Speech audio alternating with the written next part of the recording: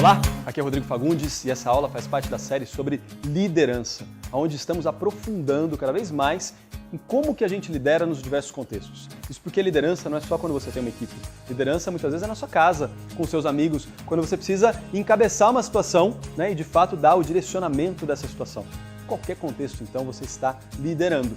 E já foi muito provado que não dá para você fazer isso pela força, Pode até funcionar em outro momento, mas não é o ideal. O ideal é que você consiga influenciar as pessoas, para que elas queiram ser lideradas por você, que elas queiram te dar os resultados que vocês precisam enquanto equipe, independente do contexto.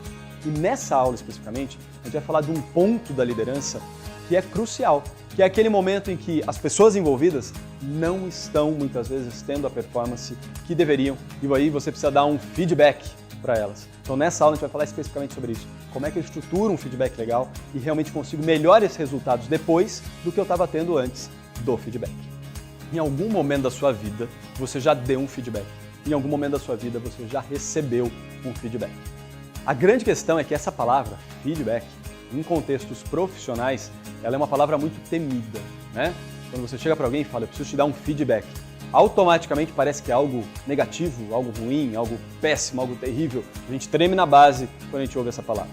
E justamente por isso, quando você vai receber um feedback, é um problema, Você muitas vezes não sabe recebê-lo. E quando você vai dar um feedback, no contexto de liderança, em que você é o líder, você vai dar o feedback, muitas vezes você não se ocupa em prepará-lo e não sabe como fazer isso. E dessa forma, a gente está meio que criando uma estratégia para se dar mal. É uma estratégia para o desastre. E o que eu chamo de desastre nesse contexto?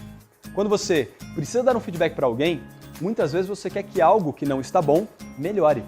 Dependendo do jeito que você dá o feedback, não melhora. Então, para que perder o tempo dando feedback dessa forma?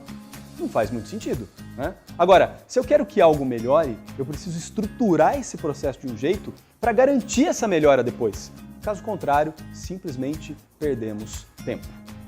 Dessa forma, então, o feedback serve para melhorar uma situação. Um exemplo disso, bem pessoal, quando você tem uma relação com alguém próxima de você, pode ser seu marido, sua esposa, namorado, namorada, irmão, mãe, enfim, quem quer que seja, e essa pessoa faz alguma coisa que você não gosta.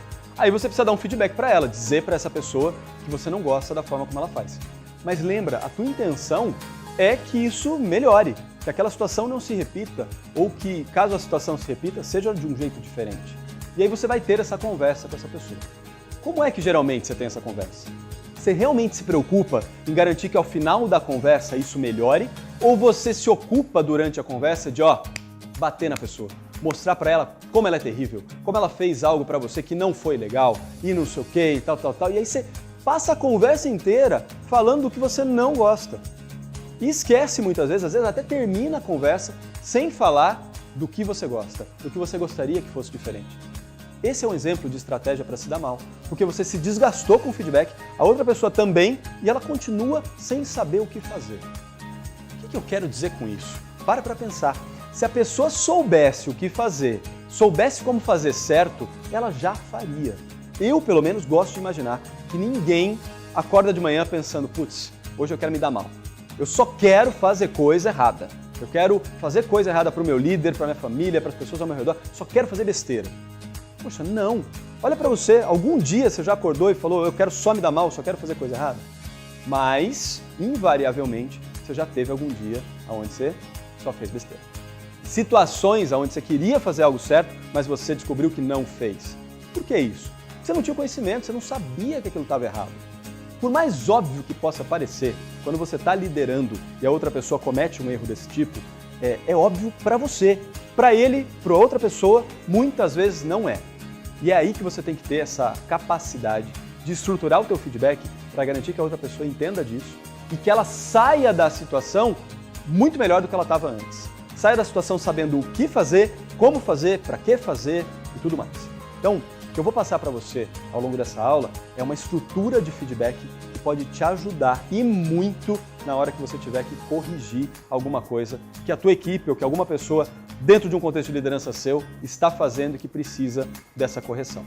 Então vamos aos passos dessa ferramenta. Para te ajudar com esses passos, eu queria que você praticasse com um case real. Então traz aqui para a nossa aula uma situação onde você está precisando dar um feedback para alguém.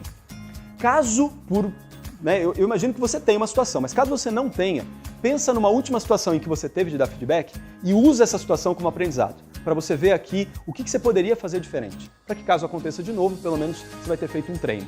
Agora, se for uma situação real, é melhor, porque você vai viver essa situação de feedback, tá? E nesse caso aqui pode ser desde um feedback profissional que você precisa dar, até um feedback pessoal para alguém que convive com você.